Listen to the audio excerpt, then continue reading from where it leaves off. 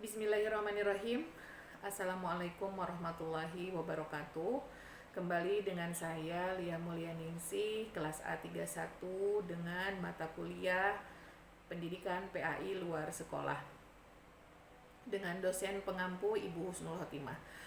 Kali ini materi pertemuan ke-9 yaitu manajemen TPQ dalam pendidikan Islam luar sekolah. Pengertian TPQ adalah lembaga atau kelompok masyarakat yang menyelenggarakan pendidikan Islam luar sekolah yang bertujuan untuk memberikan pengajaran membaca Al-Quran sejak usia dini, serta memahami dasar-dasar agama Islam pada anak usia taman kanak-kanak, sekolah dasar dan madrasah ibtidaiyah atau bahkan yang lebih tinggi. Kurikulumnya ditekankan pada pemberian dasar-dasar membaca Al-Quran serta membantu pertumbuhan dan perkembangan rohani agar memiliki kesiapan dalam memasuki pendidikan lebih lanjut.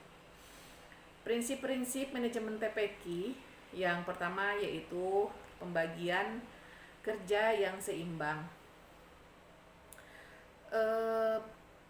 Pembagian kerja yang seimbang ini adalah prinsip dalam manajemen TPQ yang menitikberatkan pada distribusi tugas dan tanggung jawab secara adil dan proporsional di antara anggota organisasi. Hal ini bertujuan agar setiap anggota seperti pengurus, pengajar, dan staf lainnya memiliki tugas yang sesuai dengan kemampuan dan kapasitas tanpa beban kerja yang berlebihan.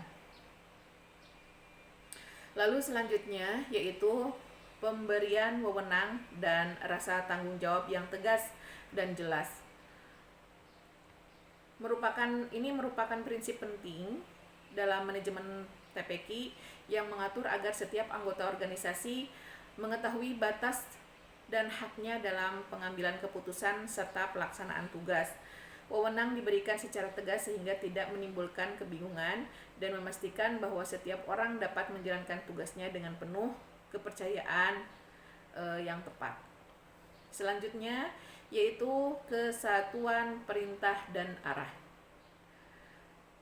Prinsip ini dalam manajemen TPQ yang menegaskan bahwa setiap anggota organisasi harus mengikuti satu sumber atau satu arahan yang tunggal untuk menghindari konflik dan kekacauan dalam pelaksanaan tugas.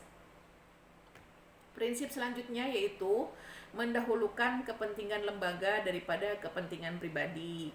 Manajemen TPQ yang menegaskan bahwa setiap anggota dan pengelola harus mengutamakan kepentingan dalam tujuan lembaga di atas kepentingan pribadi. Artinya semua keputusan dan tindakan harus dikerjakan untuk kemajuan lembaga dan keberhasilan program pendidikan Islam yang dijalankan, bukan untuk kepentingan pribadi seperti keuntungan finansial, gengsi, atau ambisi pribadi. Lalu selanjutnya yaitu unsur-unsur manajemen TPQ. Unsur-unsur manajemen TPQ yang pertama adalah manusia.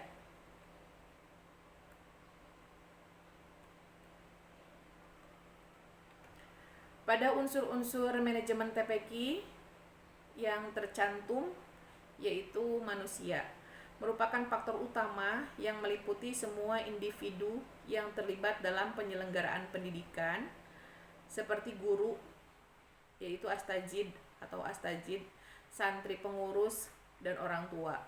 Manusia menjadi elemen penting karena mereka yang menjalankan proses pembelajaran dan pengelolaan lembaga. Keberhasilan manajemen tergantung pada kompetensi moral, dedikasi, dan kerjasama dari manusia tersebut.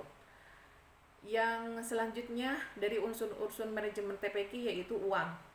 Merupakan salah satu faktor penting yang berperan sebagai sumber dana yang mendukung berbagai kegiatan dan operasional lembaga.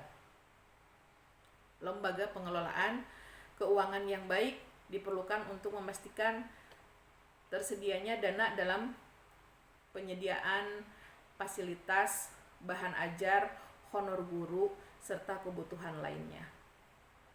Selanjutnya yaitu dalam manajemen TPQ yaitu bahan. Merujuk pada sumber belajar dan perlengkapan yang digunakan dalam proses pendidikan lain yang mendukung kegiatan pembelajaran, terutama yaitu membaca Al-Quran dan dasar-dasar agama Islam. Pemilihan dan pengolahan bahan yang tepat sangat penting agar proses belajar mengajar menjadi efektif dan menarik sehingga santri dapat memahami materi secara baik dan sesuai target pembelajaran. Selanjutnya yaitu mesin. Mengacu pada peralatan atau perangkat teknologi yang digunakan dalam proses pembelajaran elektronik seperti pemutar audio, pemutar video, atau komputer merupakan alat tulis menulis yang mendukung kegiatan belajar mengajar dan keadministrasian. Penggunaan mesin yang tepat dapat meningkatkan efisiensi, efektivitas, dan kreativitas dalam proses belajar mengajar. Selanjutnya yaitu metode. Metode atau pembelajaran dan pengelolaan kegiatan TPQ ini mencakup berbagai pendekatan yang dipilih untuk menyampaikan materi seperti metode ceramah, diskusi ceramah, metode hafalan, dan permainan edukatif yang sesuai dengan karakteristik santri dan tujuan pembelajaran. Lalu selanjutnya yang terakhir adalah pasar. Pasar dalam konteks ini tidak hanya secara harfiah seperti pasar fisik, tetapi juga mencakup lingkungan sosial, masyarakat sekitar, serta peserta didik dan orang tua yang menjadi bagian dari ekosistem TPQ. Pemahaman terhadap pasar ini penting agar pengelolaan dalam program pendidikan di TPQ dapat disesuaikan dengan kebutuhan dan keinginan masyarakat. Lalu selanjutnya adalah fungsi manajemen TPQ. Yang pertama yaitu planning atau perencanaan. Adanya visi misi TPQ yang kuat dari lembaga tersebut. Selanjutnya yaitu pengirganisasian, pengawas, ketua yayasan, ketua TPQ, sekretaris, bendahara, dan dewan astajid. Lalu penggerakan. Penggerakan itu mencakup wewenang, kebijakan, serta tanggung jawab ketua TPQ. Dan terakhir, pengendalian evaluasi pembelajaran santri berdasarkan pencapaian.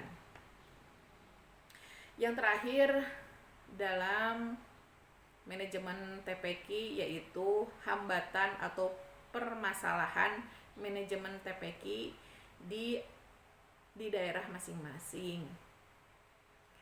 Ada pertanyaan yaitu sebutkan dan jelaskan secara rinci 3 poin apa saja.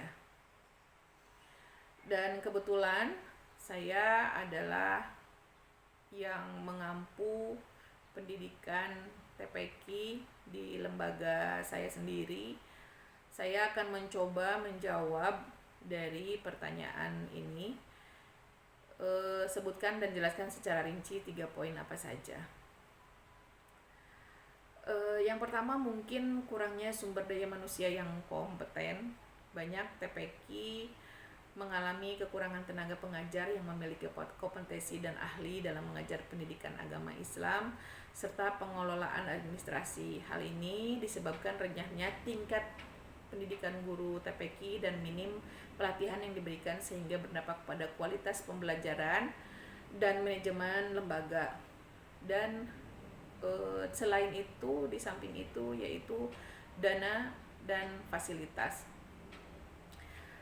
Permasalahan keuangan menjadi hambatan utama dan dalam pengelolaan TPQ seperti keuangan, kurangnya dana untuk pengadaan buku, perlengkapan belajar, serta fasilitas pendukung lainnya. Kondisi ini menghambat proses belajar mengajar yang efektif dan menurunkan mutu pendidikan yang diselenggarakan. Yang terakhir yaitu poin ketiga, kurangnya dukungan dari masyarakat dan pemerintah. Banyak TPQ menghadapi hambatan dalam mendapatkan dukungan dari masyarakat maupun pemerintah setempat. Dukungan ini penting untuk keberlangsungan kegiatan dan pengembangan program, termasuk kurangnya dukungan ini dapat mengurangi motivasi pengelolaan dalam menjalankan program pendidikan secara optimal. Di samping itu, sebetulnya lembaga TPQ ini butuh dukungan dari masyarakat sekitar dan pemerintah untuk memenuhi kebutuhan fasilitas anak-anak dalam proses belajar mengajar. Demikian yang dapat saya sampaikan, mudah-mudahan banyak manfaatnya untuk kita semua. Billahi taufiq wal hidayah. Assalamualaikum warahmatullahi wabarakatuh.